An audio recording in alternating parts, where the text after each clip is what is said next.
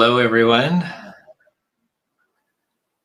I want to welcome you to our final session of the day, which is where we celebrate the stories of Ireland and of Turtle Island.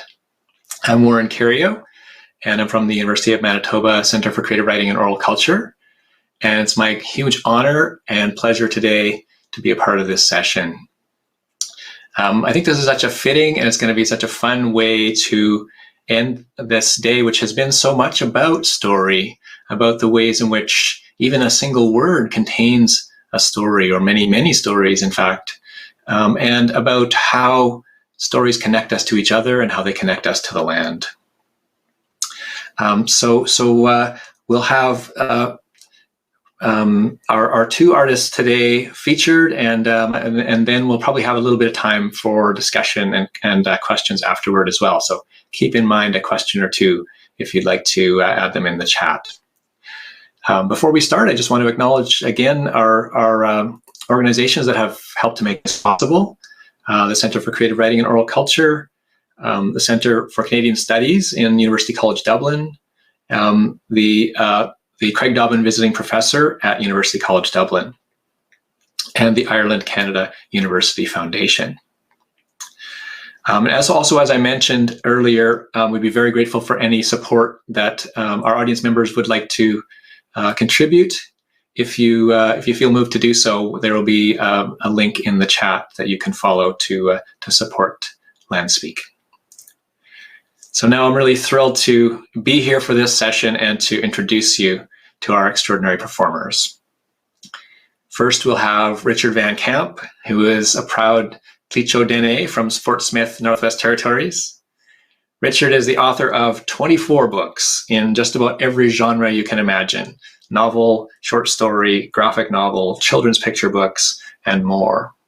He is also celebrated as a storyteller, and he's incredibly active and generous in celebrating the creativity of Indigenous artists from across Turtle Island.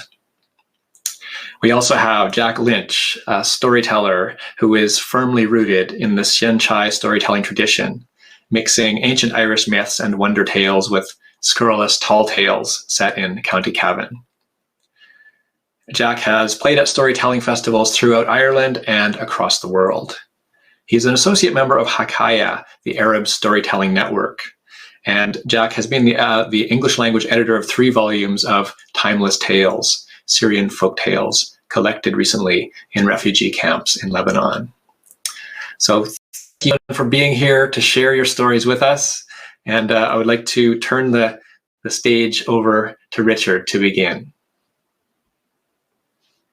Okay, Masi Cho, everybody. It's Richard Van Camp here. I was born and raised in Treaty 8 country in Fort Smith, Northwest Territories, and I live in Edmonton, Alberta, with my wife, the love of my life, Dr. Kiwi Martin, and our beautiful little boy, Idzazi, who's in grade 1. And it's Friday today. The sun is shining, and I want to read to you a beautiful love story. You know, it's always a blessing when a story or a poem finds you, and no one is more surprised than me that this story chose me.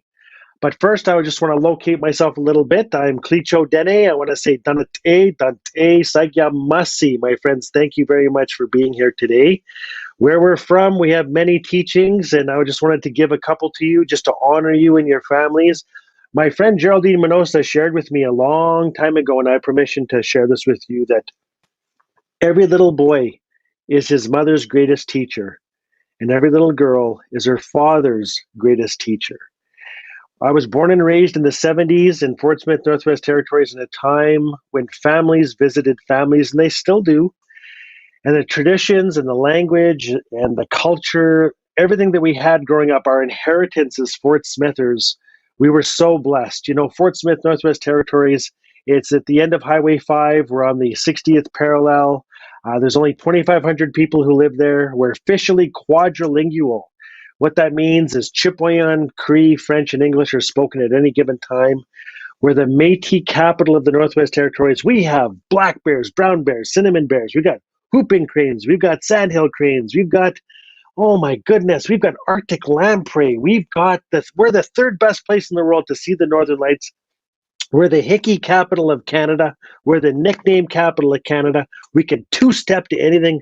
We can make nunchucks out of hockey sticks and bicycle chains. You name it, we can do it.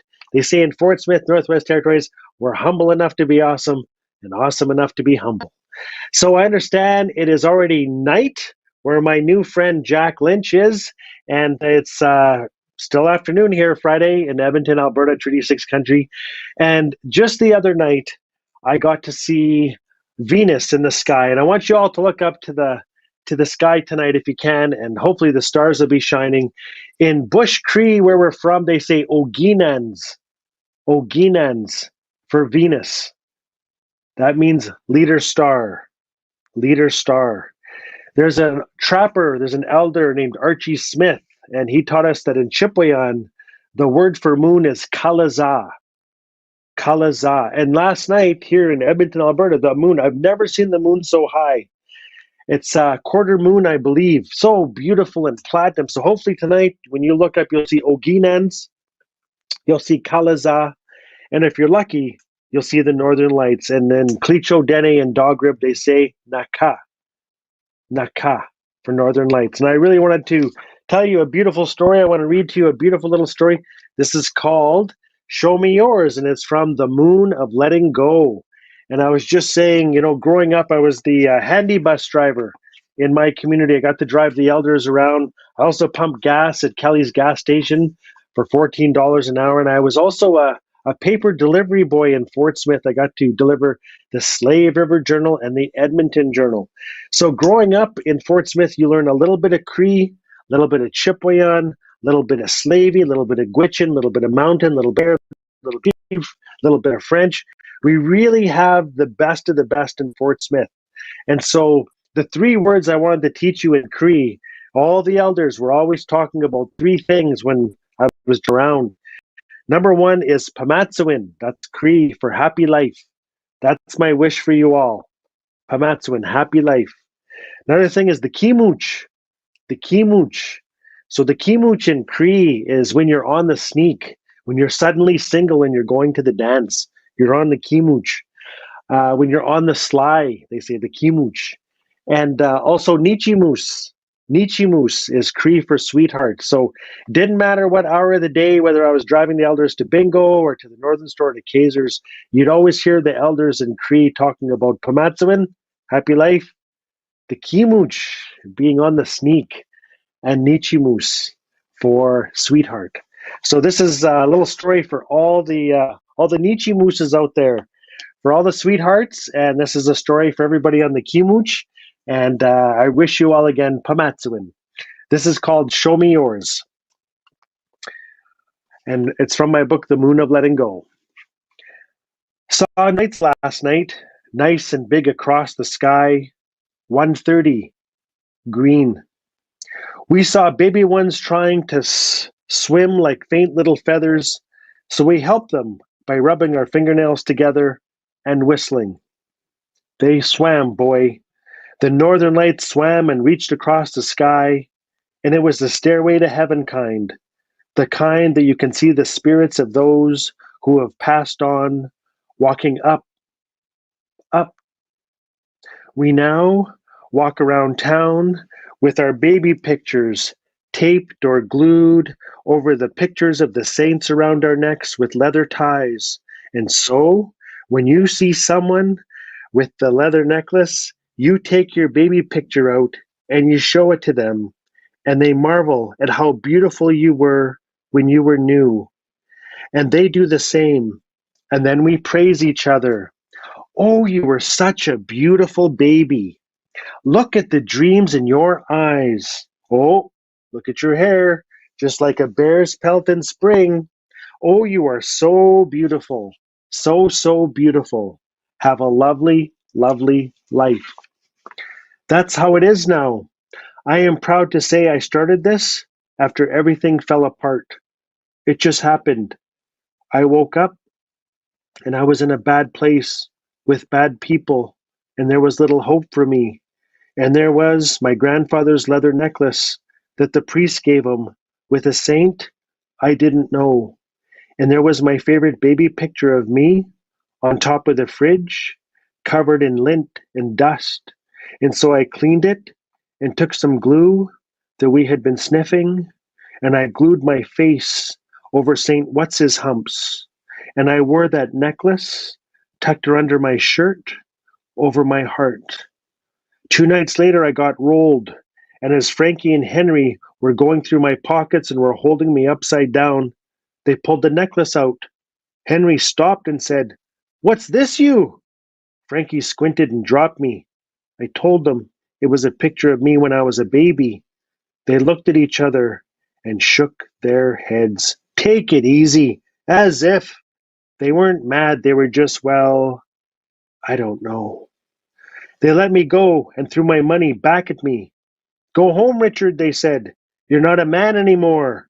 "I'm trying to be," I yelled and walked home, rubbing my jaw, stuffing my pockets back in. I'm trying to be. 2 days later, I was walking around looking for smokes when they came up to me with goofy grins on their faces, and then Frankie and Henry showed me theirs.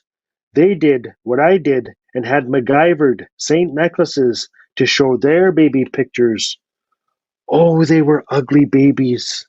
Maybe this is why they turned out to be such arseholes. But I showed them mine again, and we were just so happy to see each other like that. "Sorry for the other night," Frankie said. "It's okay," I said. "You were ugly babies," I thought, and we shook hands. Then Harvey and his wife came up to us and said, "Hey, what you're doing?"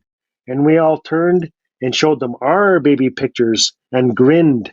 "How cute," Cynthia said. "Is that you?" We nodded like Gomers and beamed. "Oh, that is too precious," she said. "Let me take a picture." So we waited while she dug through her purse.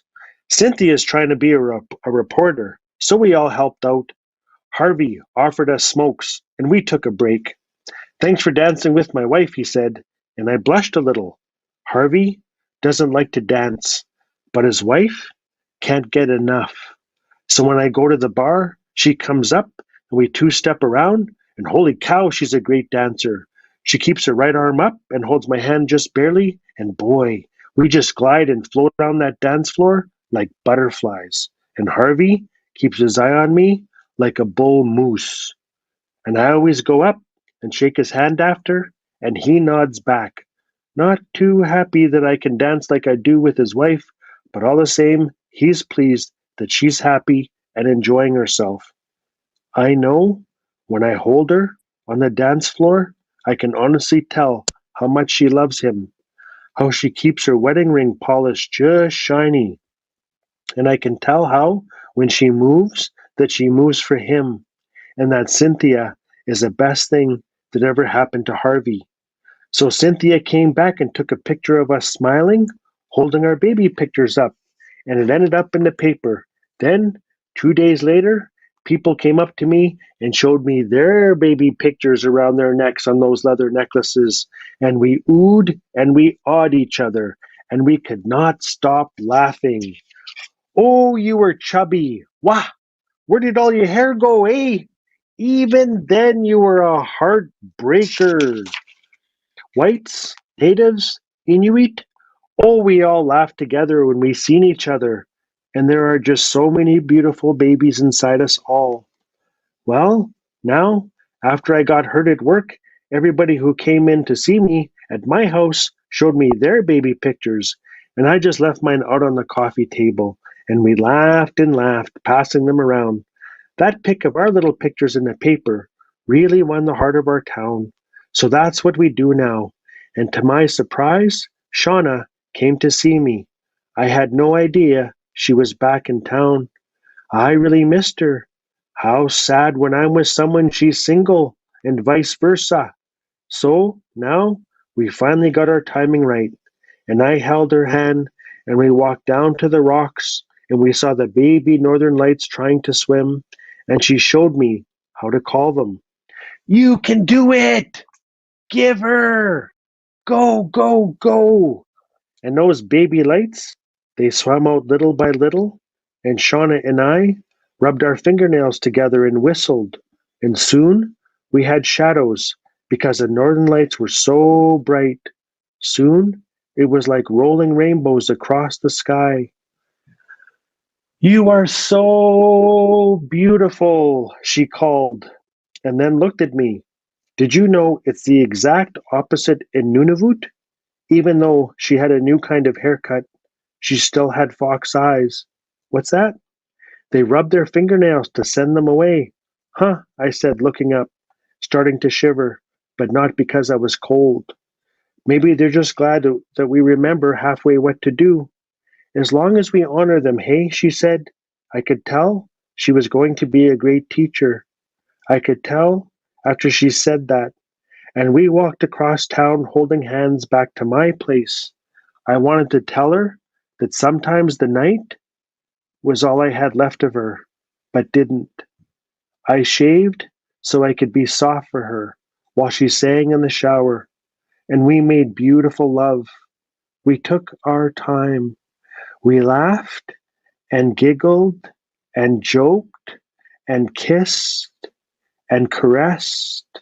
And then we told each other about our lives, about how hard it has been these past few years. We both wondered why the lovers we chose all turned out so mean. I noticed she still took the right side of the bed and had a few new moves, but we didn't need to talk about it. I missed your hand, she said. Yours too, I said. I told her to stick around, to quit leaving town.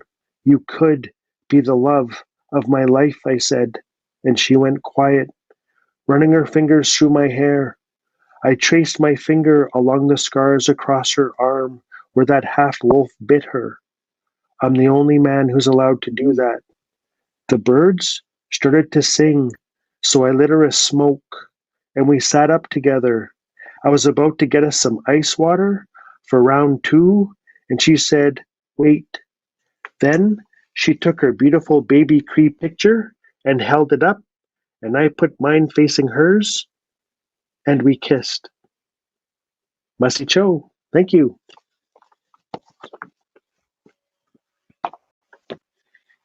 Wow. Thank you so much, Richard. Fantastic. What a wonderful story of place, a story of connection. We'll now hear from Jack Lynch from his tent, his storytelling tent. And so we'll turn it over to you, Jack. Thanks again, Richard, and we look forward to having some conversation between the two of you after this. But go ahead, Jack.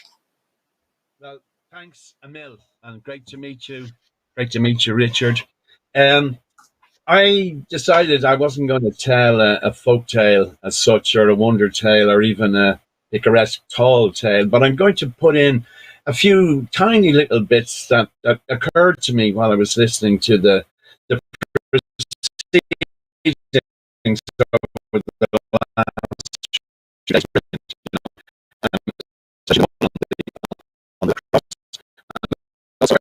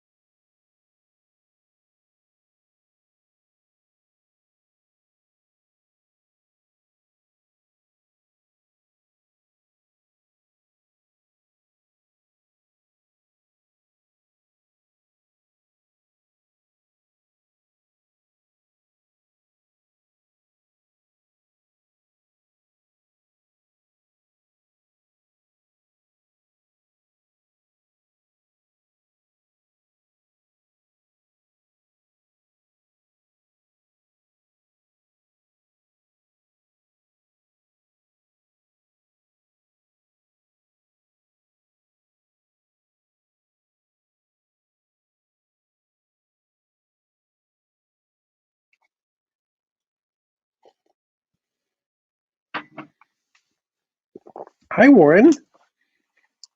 I'm very sorry about Jack having technical difficulties.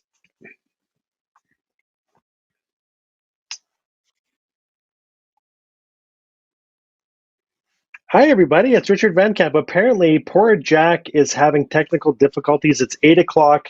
He's outside of Dublin. It's 2 o'clock my time here in Edmonton. And unfortunately, we've also lost Warren. So, so I'm it. But I'm back, Richard. I just want. Oh, wait, Warren, you're back. Okay, good. Thank you for not launching me into. You were saying. No, I just wanted to say it's anytime you try and do something this big, it's inevitable that something there's going to be a little bit of a glitch. But I can't wait to hear what Jack is going to say, and I'm just so grateful to be here. And this morning my wife Kiwi Martin was watching Jeanette Armstrong, and she gave a great presentation. Now I was outside with my boy, and we were playing It's Beautiful Here, and I wouldn't be able to do what I do without Jeanette Armstrong, Lee Miracle, the late Maurice Kenny, the late Lawrence Simon, Alatuk Ipoli, Thompson Highway, Beth Brandt, Christos. When you think about the late Richard Wagamese, when you think about in Canada, what the celebration happening right now with Indigenous literature and the great reclaiming that's happening right now, we're really living in a golden time where we've got Michelle Good coming out with Five Little Indians, and we've got Johnny Appleseed winning, such a huge award with Canada Reads, Joshua Whitehead. Eden Robinson has just released the third book in her Trickster series. Tennille Campbell has stolen my heart with her new poetry collection. I just got it yesterday. So my wish is that if you are starving for a great read in any genre, I would beg you to pick up anything Indigenous right now, because the editing, the publishing, the commitment to literary excellence has never been stronger. And you look at the charts, the bestsellers for fiction, nonfiction, poetry, children's literature, the people who are blazing trails, whether it's David Robertson or fill in the blanks. Everybody that you have here, actually, in this celebration, you're dealing with people who are trailbreakers and people who are lighting up the world and showing just how beautiful and resilient Indigenous culture is. And I'm really proud. I'm seeing so much more language, culture, traditions, pride, joy, romance, sensuality. It really is a reclaiming. And yes, the first two waves of Indigenous literature, in my opinion, were very political and very hard reads because they had to be. And I'm finding even our trailbreakers now are really starting. They're at the celebration stage where they too are seeing the great reclaiming that's happening right now. And it's really an exciting time to be alive. I'm very proud to be an Indigenous writer. And Uncle Jack is back. All right. Thank you, Jack, again. Wonderful. I don't know where I went to that. Yes, that tent travels all over. But I will turn it back over to you, Jack. I think maybe you should start from the top with the story because we missed it right from the beginning. So go ahead. Thank you. Well, I have been talking about the Ordnance Survey project that in the 1830s, and this great play, modern Irish theatre masterpiece by Brian Friel called Translations, and it's partly concerned with the imposition of the national school system on Ireland, which was a way to part of the attempt by British colonialism to further outlaw the Irish language and to replace Irish with English as the only medium of schooling. But of course, the big map that these army engineers had made, it was a total map of the island, first thing on that scale that had been done anywhere. And it also involved the anglicization of the place names. And this was very cruel and it was done in a very brutal way in linguistic terms, because, as we've been listening over the last few days, we speak to landscape and landscape speaks to us. And of course, in any native culture, all the salient details of the landscape that people live in have names, and so it was in Ireland. So there are Gaelic names for every mountain and every lake and every river, every dangerous reef in an inlet, every field, every turn of the road. But once those names are anglicized, the stories behind the original Gaelic names are fading into the past. So in some way, during the great Irish schools collection of the 37 and 38, when kids didn't have to write homework, but were asked to collect in copybooks stories and folklore of all kinds, including Din Shankus, the lore of place names, from their grandparents and, older neighbours and all that. And they were finding these Gaelic place names in the memory of their informants. And in a way, what they were doing was counter to what the British Army sappers had done more than 100 years before that. So just briefly then, in terms of Irish place names, Kilkenny, Killarney, places like that. Kill, the prefix kill means a church, and a place near where I grew up, Killiney, is translated as Kil Ineen Leneen, the church of the daughter of Leneen, for example. And then Ballia, as in Bally in English, is a town or a place, and there are many Bally towns around Ireland. Sliabh na Mán, Sliabh is a mountain, and na Mán is the mountain of the women, a sacred mountain. Well, my great friend John Campbell, brilliant South Armagh storyteller, he used to tell a story that talked about a humorous tale told in a pub. A postman has come in giving out about how the Royal Mail, this is in the north of Ireland, has, changed the addresses, and now there are postcodes, and the poor postman is scratching his head off, because he can't deal with this. A man in the bar says, according to John, well, those old place names are very dangerous. And he begins to tell a story. He said, there was a young man from around here. I won't mention him by name, but you would have known his people. And not too long ago, the height of the Troubles, he was walking along a country road at night, and he was stopped by a British Army patrol. And this young British soldier comes up to this fella, and he says, where are you coming from? Where are you coming from? In a Brummie accent, maybe. And the young fella says, oh, I'm coming from killing a man, coming from the Church of the Women. You're coming from killing a man, aren't you? And where do you think you're going? Oh, I'm going to kill more. And as John Campbell said, that same poor man spent the next 10 years in Long Kesh prison. So that's just a little example of playing with the place names. I learnt my Irish at school, and one of the great things was that in the summer months, we would go to Irish college. My school went, or my classes, they went to West Cork, Cooley and Baylon and Gwary, two great places, and that's where we learnt our Irish. And it was Munster Irish, and that's the version, the dialect of Irish that's most music to my ears. But one great thing about when we were leaving to go back to the city, all us boys gathered on the bus there, and tears were being shed. And we were waving to people outside the bus who would have been the local young girls of our own age of the area. And it's just amazing and beautiful that our first immersion in the culture of the Irish language coincided with our first kiss. So that's a nice thing to think about. Hope you're still hearing me here. I'm talking, I wanted to mention some trips I made to Newfoundland as a storyteller to the St. John's Storytelling Festival there. And of course, amazing connections. The Irish who emigrated to Newfoundland did so long before the famine.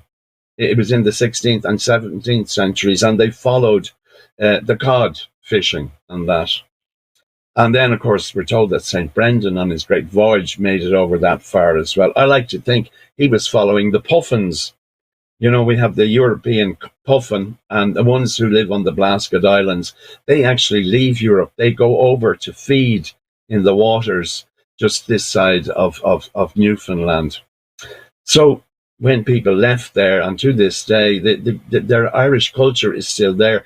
They have the music, they have the songs, and they have the accents from the southeast of Ireland. Wexford, Kilkenny, and Waterford, and that. Amazing to hear these accents around you there.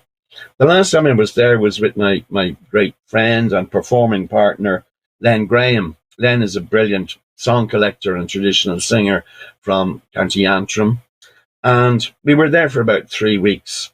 And before the festival and afterwards, we travelled around. Friends had managed to get us to appear at local folk clubs, Cayley houses, I suppose. I heard Richard talking on a podcast a few days ago about the tradition of visiting in his culture. And it was the same in Ireland. We had different names, Scory Up and Story houses and Cayley houses. So we're in this amazing folk club in a town called Carbonear. And of course, they knew Len's music from records and all that, and they were delighted to see him. Well, at one point, when I was telling my stories, I said, we're delighted to be here in Carbonear tonight, because I know that not too far from here, about 5 or 6 kilometres away, is a place called Harbour Grace. And I know too that a young woman left Harbour Grace to travel eastwards across the Atlantic, and this was in the year 1924. Well, of course, my audience knew immediately that I was talking about Amelia Earhart, because she had set off on her attempt at the first female transatlantic solo flight from Newfoundland, hoping to make it to Paris, over that way, over there. And in her own account, she talks about the difficulties of the flight. It took 15 hours. She was 15 hours in the air, in dreadful conditions, buffeted by high winds and icing on the wings, and also mechanical problems. At one point, she says that she felt a drip that landed on the back of her neck and was running down between her skin and the back of her flying overalls. Well, she looked up and she sees just under the ceiling of the cockpit, as it were, a fuel pipe that's leaking. She decides, I must be over Europe by now. So she comes down under the cloud cover to see if she can find out where she is. And what does she see but green fields? She didn't know it at the time, but she was over a place called Coolmore, which is a townland in County Derry. Coolmore, more meaning big, and Coolmore is the big corner in that. Well, she looks to try and find a field that might be long enough where she can land safely, and she does land safely. And she climbs out of the cockpit and standing on the wing there. In the meantime, a local man had seen the plane come down. He'd been walking along a lane adjacent to the field. He climbs over the wall and strides up to the plane and asks Amelia, in her account, have you come far? Or in a Derry accent anyway. And she laughs and she says, I've come from America. But it gets even more interesting, humorous after that, because she says to him, can you tell me where I am? And this man says, where are you? I'll tell you where you are. You're in Mikey Gallagher's top field.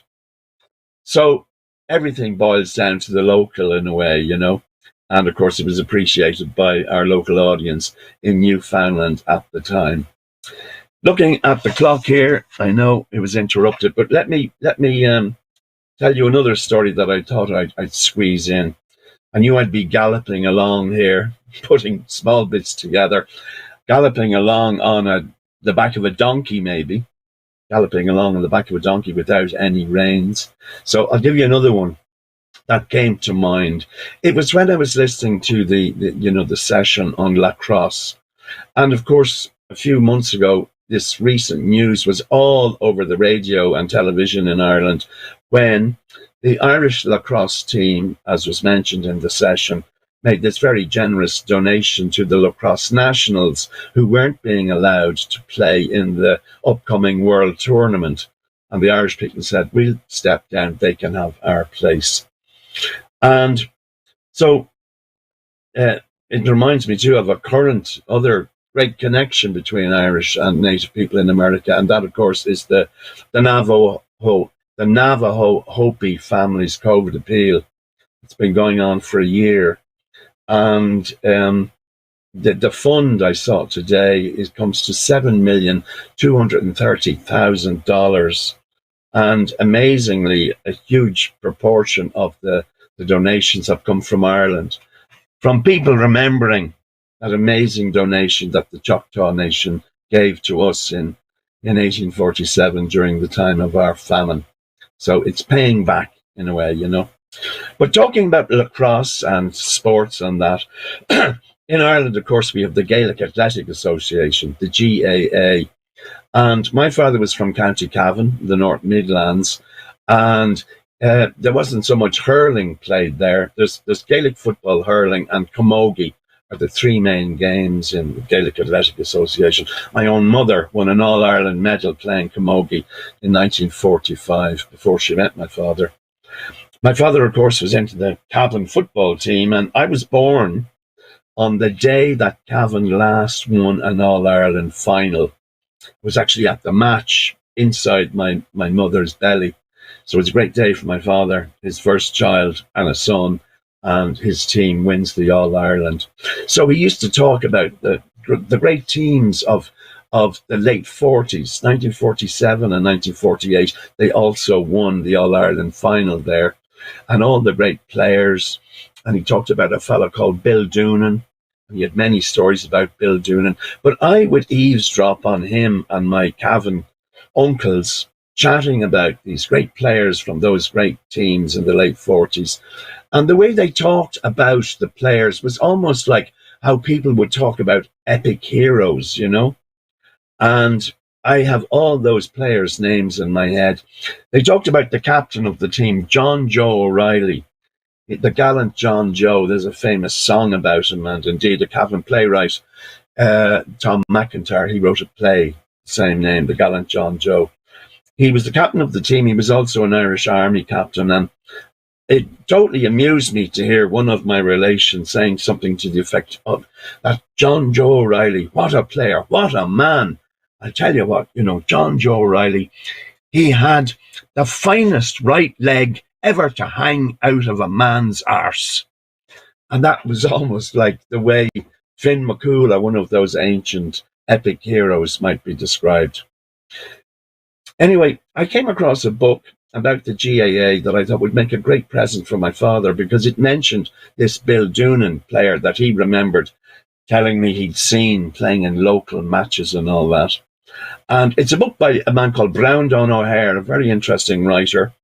He was born on the Aran Islands, and he's written a number of novels. He's passed on now. First novel was in the Gaelic language, Lynch in Agahu. And he was also the Irish Times correspondent in Paris for a period, and he was a political commentator in that. But he also wrote a book about the GAA and his relationship with the GAA, and it's called Over the Bar. I picked this up in a bookshop just after it had been published in 1984, I think. And at the end, he's got an afterword. And when I read that, and it mentions Bill Doonan, I thought, here's a fine Christmas present for my father. So the gist of what Brandon O'Hare is saying, you know, he says, well, now I've written this book and I've been up on my pulpit talking about the GAA and, you know, being critical at times, you know, and it's a wonderful book. And when I tell this story, say, in the Middle East, you know, I have to explain about the GAA, first of all, that it's an amateur organization. It brings communities together and sets them against other townlands. And then these communities, the teams, come together as part of a county to vie for the All-Ireland final. And so it's way beyond professional international sport with drug taking and, you know, money corruption, all the rest of it.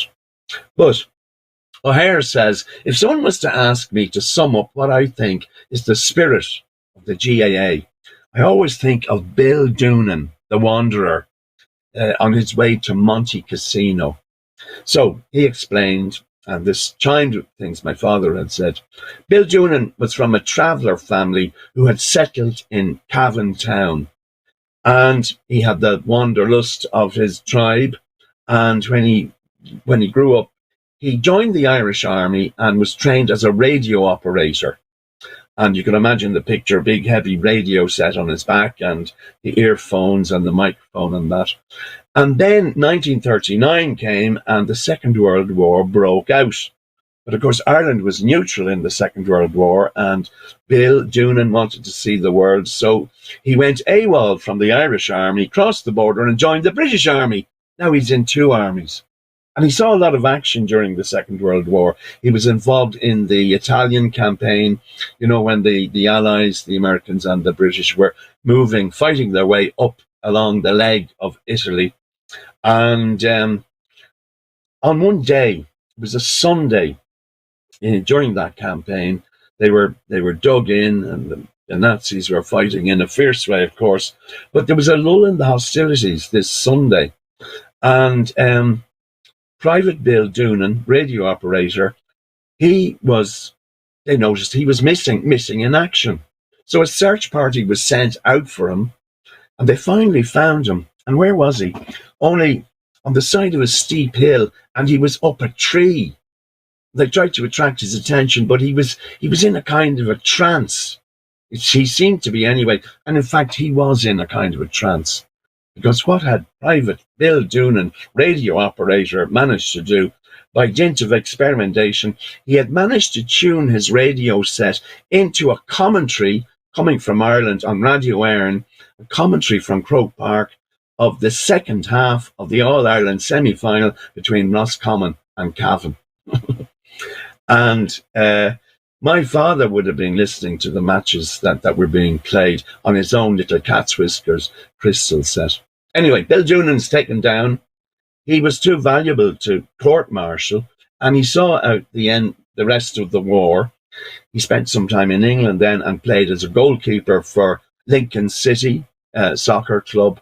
Then he came back to Ireland, back to his home county of Cavan, and he was picked for those two teams. He won a medal in 47 over in the Polo Grounds of New York, and then back in Dublin, Croke Park in 48. So, says Brandon O'Hare, if anyone wants to ask me what for me sums up the spirit of the GAA, I always think of Bill Doonan, the wanderer, in the middle of a world war, on the side of a hill, up a tree, at home. So, these stories, I suppose I'm telling, are about landscape and community and home and that. I'm not sure how I'm doing for time. Let me just add one more thing and I'll hand over back to you, Warren. And, just to give you an idea of where I'm coming from as a storyteller, I'm so lucky to have this treasury of Irish tales, folklore from a couple of 100 years back, and then stories from much further back, wonder tales and all that. And, the great storytellers that have been influenced by people like Sean O'Connell and John Campbell, who I mentioned, and the late great Eamon Kelly, both of the latter two that I have the luck and the honour to work with on that. And then, of course, there are the Irish scholars, the collectors, and a whole list of those. I won't go through them.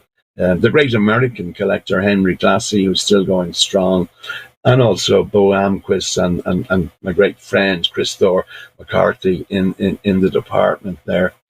And, of course, Douglas Hyde, Douglas Dehija, whom Regina talked about yesterday, I think it was, the first maybe scientific collector, much better than the Victorian collectors, because, he put down the text in Irish and translated and talked about his informant and who he was and the setting of how he got the story and all that.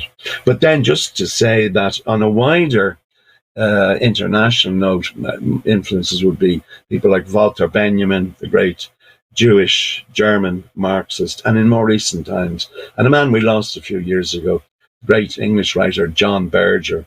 Writer is doesn't even encompass his talents because he wrote in so many mediums. But I have a quote, and I keep it in my wallet. I have it here. I say to people in whatever part of the buckety world I'm lucky enough to turn up in, that it's the most valuable thing in my wallet. It's a quote from John, and it's from one of his books, a book called Hold Everything Dear. This is what I do with this piece of paper, 2007. It's a book basically dealing with the Palestinian situation, and it's from a chapter that's called 10 Dispatches About Endurance in the Face of Walls. Walls, the scourge of the world. And here's the quote. It reminded me, first of all, of the simple folk tale of the emperor with no clothes. But here's what John writes. The powerful can't tell stories. Stories are the opposite of boasts. And any story, however mild, has to be fearless. The powerful today live nervously.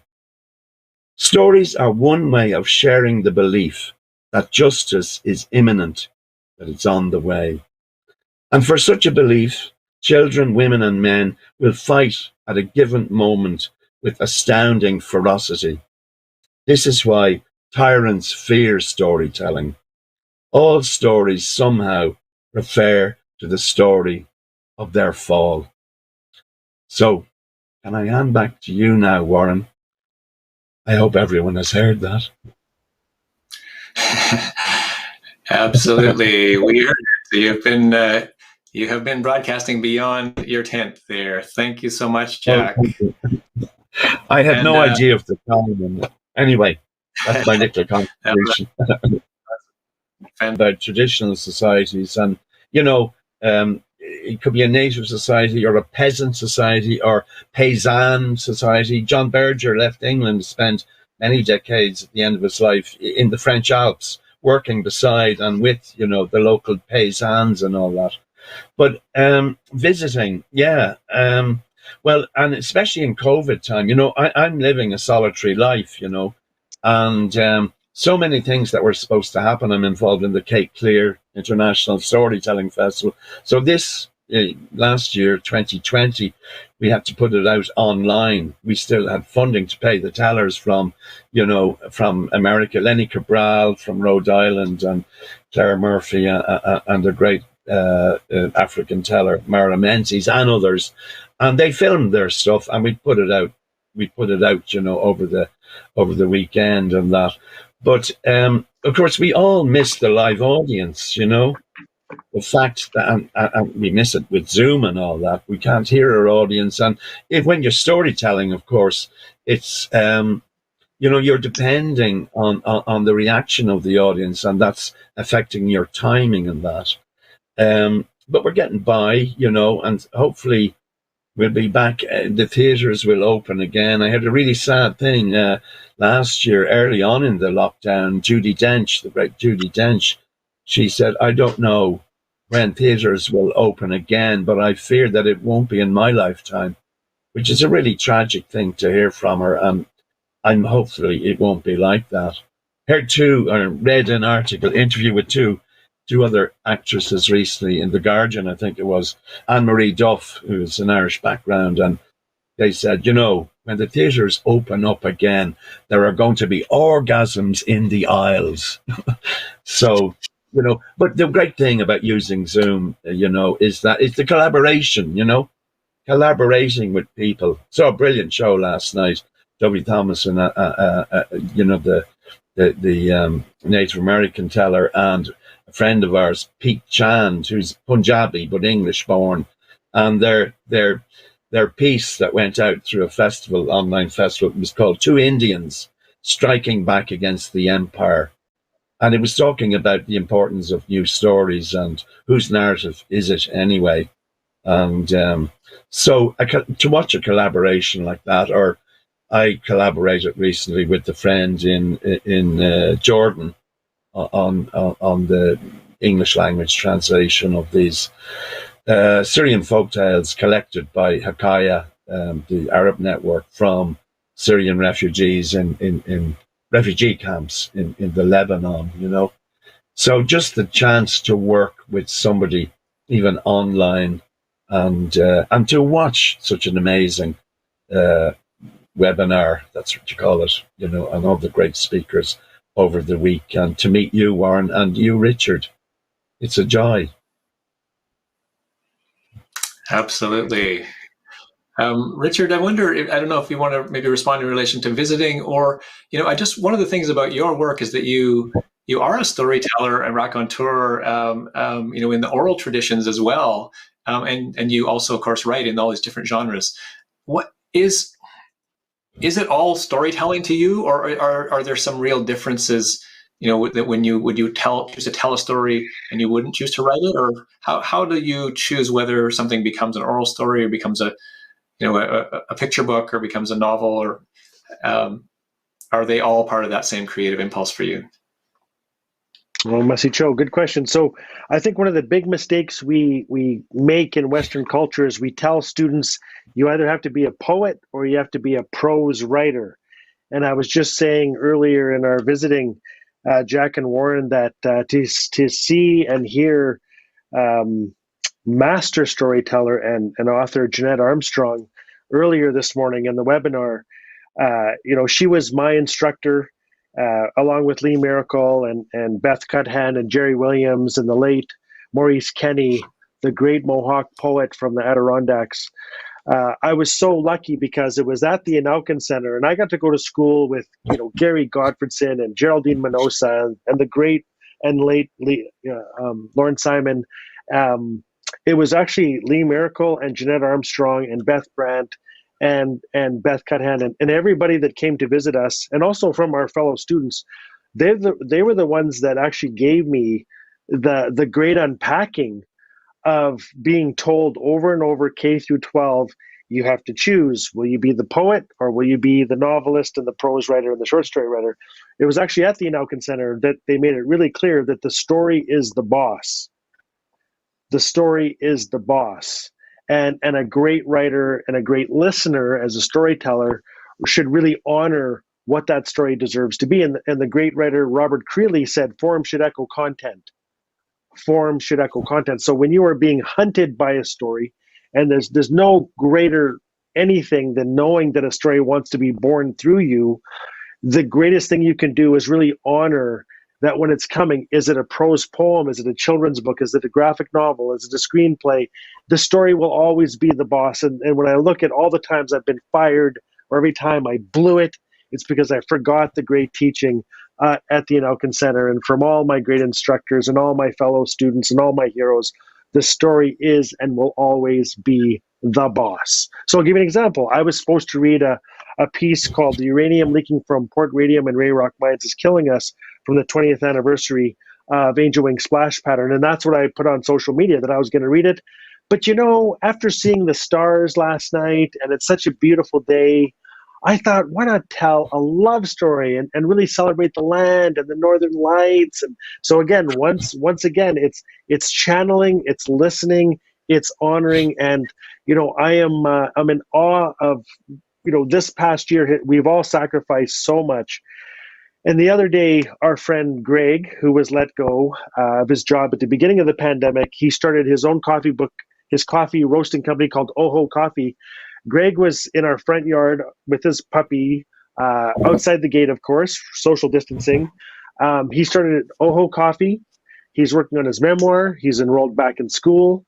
Our dear friend Sally with her two beautiful boys, Simon and Alex, they were in our yard. The boys are wearing masks. My boy's wearing a mask. Sally and I are social distance. We spoke for an hour in the middle of the day, and I said to them, you know what?